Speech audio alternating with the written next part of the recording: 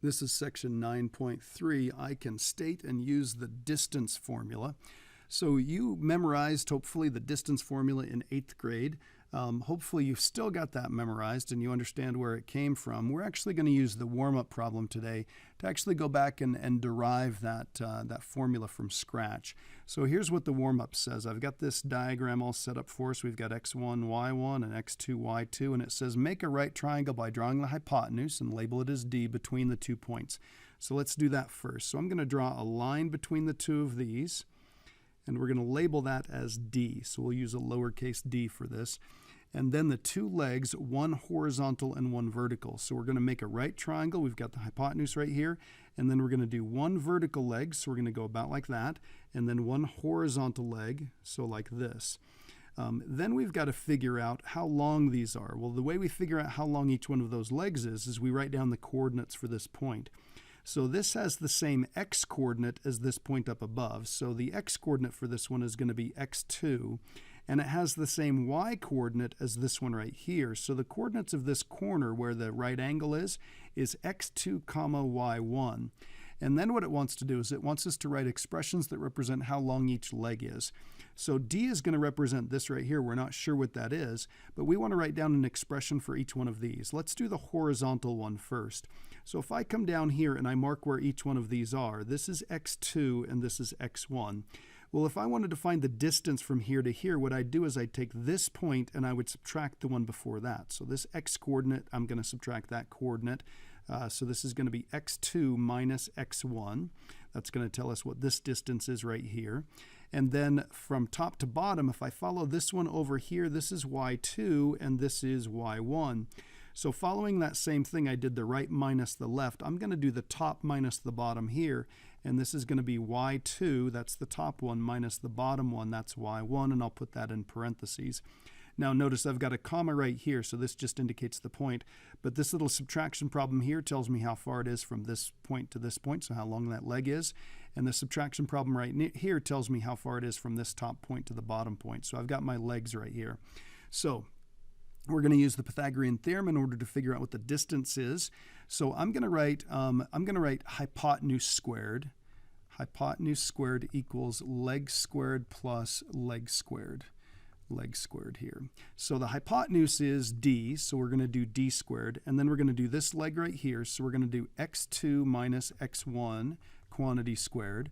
Remember, we say quantity if we're squaring all that stuff in parentheses once we figure out what the answer in the parentheses is. And then this is going to be y2 minus y1 for the other leg. Whoops, let me make that look a little better, and then we're going to square that. Now, what we have here is just an absolutely ugly mess. The only numbers here are the exponents. That doesn't really help us at all. But we don't want D squared, we want D. So what we do is we take the square root of this side and the square root of that side. So we'd end up with D equals this big ugly mess right here. Well, that is the distance formula. The distance formula is based on the Pythagorean theorem. So we're going to come down here and we're just going to write it down in this space that I've got for you. So the distance formula is D equals, and then we've got this gigantic square root, and then we're just going to fill in it's x2 minus x1 quantity squared plus y2 minus y1 quantity squared. And we want to make sure that we get this memorized because we're going to use this so much. So I'm going to go ahead and circle that right there. You can memorize it by just thinking of what the formula looks like if you're a really good visual learner. I tend to remember things better if I've got a phrase. So here's the phrase that you can use. D equals big, so we've got this big square root, so we'll put a square here. Big square root of x2 minus x1 quantity squared. Remember, we take that quantity and we square it. And then plus y2 minus y1 quantity squared, so quantity squared. So either remember what this looks like and then be able to write it down, or be able to kind of recite that and bring it up from scratch. And what we want to do is we want to make sure that we don't make some of the common mistakes when using the distance formula. And one is applying the square root at the wrong time.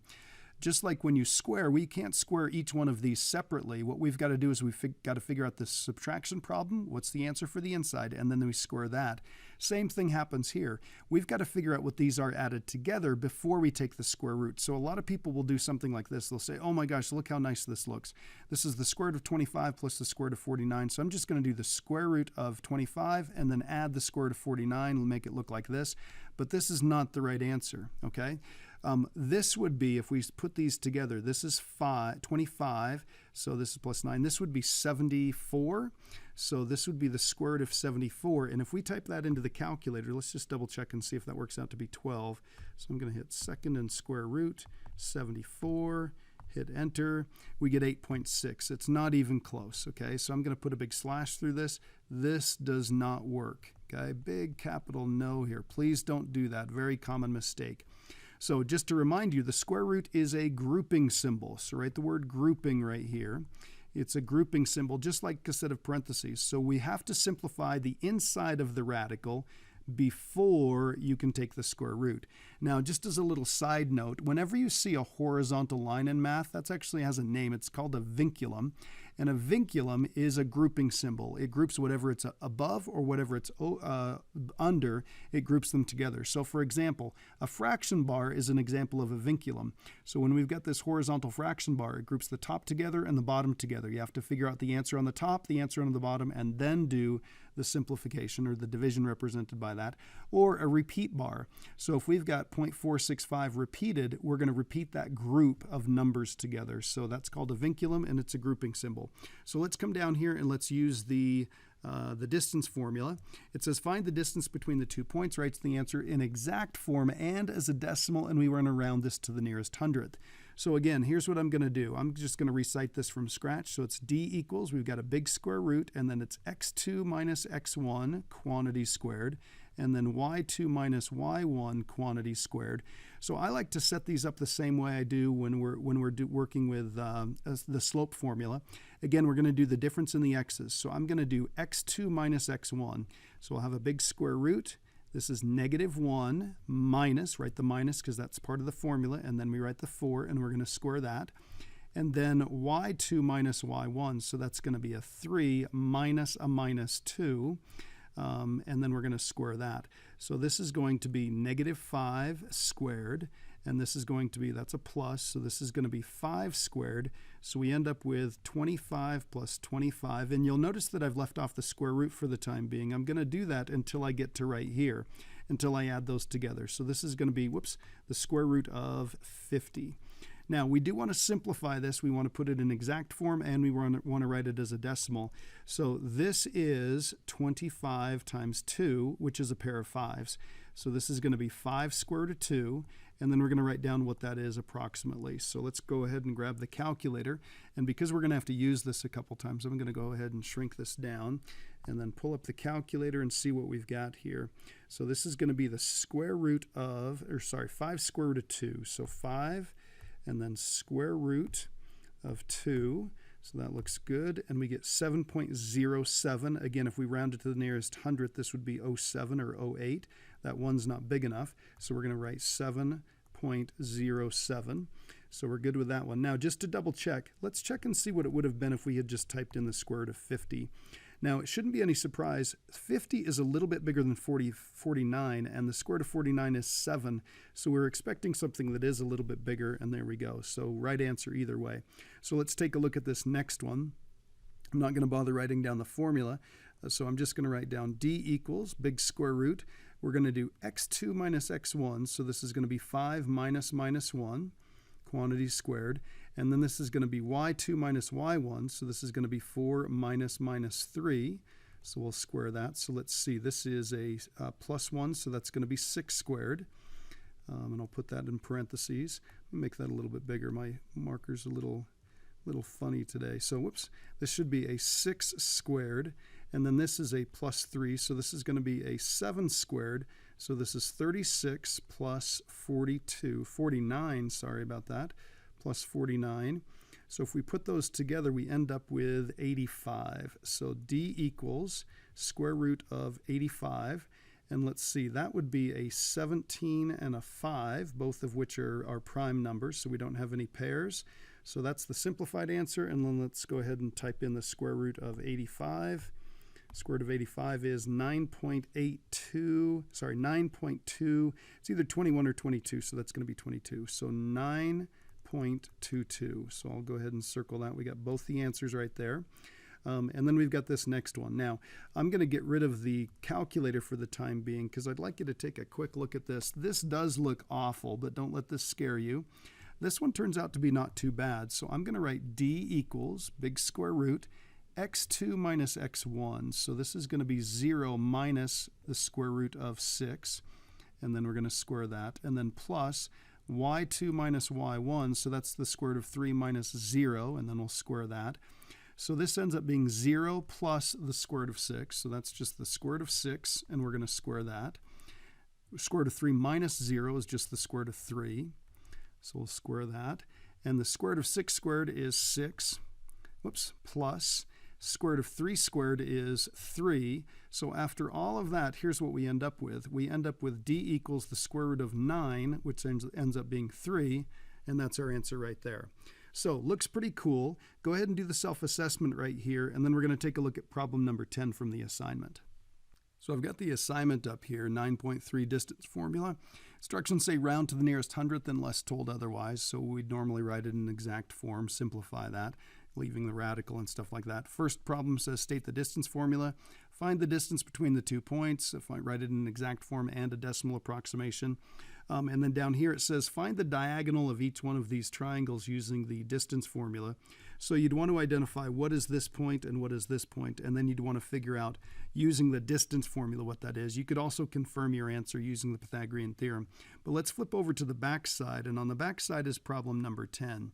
So it says two sides of a right triangle are given by the two pairs of points. Find the length of all three sides. So let's be smart about this. We want to go from, this is side A, this is side B, and then side C. We're going to have to think about this kind of hard. So this is 0, 0 to 3, 0. So if I were to use the, so I'll write side A, and if we use the distance formula, we're going to get d equals, and we'd have a big square root. We're going to do x2 minus x1. So that's going to be 3 minus 0. That's going to be 3, and then we'd square that. And then y2 minus y1, that's going to be 0 minus 0. So that's just 0. So we end up with, let's see, if I were to take the square root of 3 squared, I end up with just 3, okay? So we've got a 3 right there. It looks like we're maybe going to run out of space, so we want to be a little careful. So I'll just put a b right here. And side b, that's going to be big square root, and then we're going to do, this is 3 minus 3, so that's going to be 0 squared.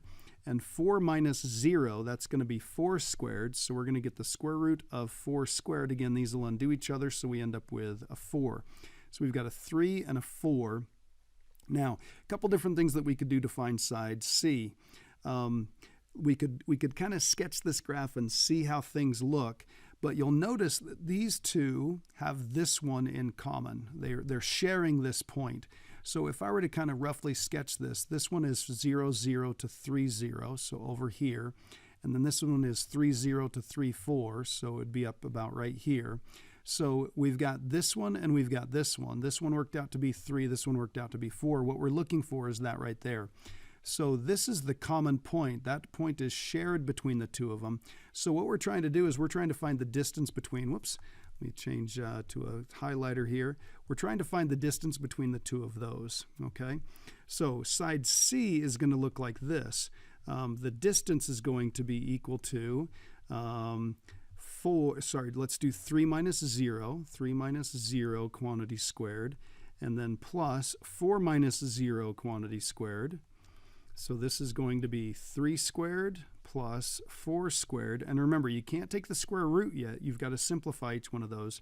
So this is the square root of 9 plus 16. So that's the square root of 25. So we end up with 5. So we got all three sides of those. So this is a 3, this is a 4, and this is a 5. So we've got a rough sketch of what that looks like, but we did use the distance formula here.